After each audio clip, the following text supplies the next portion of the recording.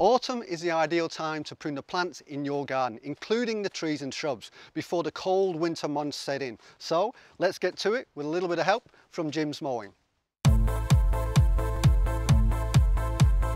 While the soil is still warm, most plants will recover and respond better to pruning and trimming, making them much thicker and bushier, improving their overall health and vigour. Trim any dead flowers and remove any dead, diseased or damaged wood to ensure that the plant cuts can heal before going into winter dormancy.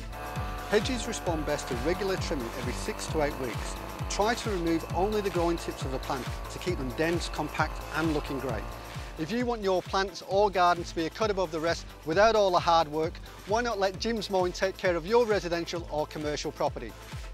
Go to jimsmowing.com.au to find out how Jim can help with all the jobs around your home and garden. Or you can watch his story again at homeinwa.com.au.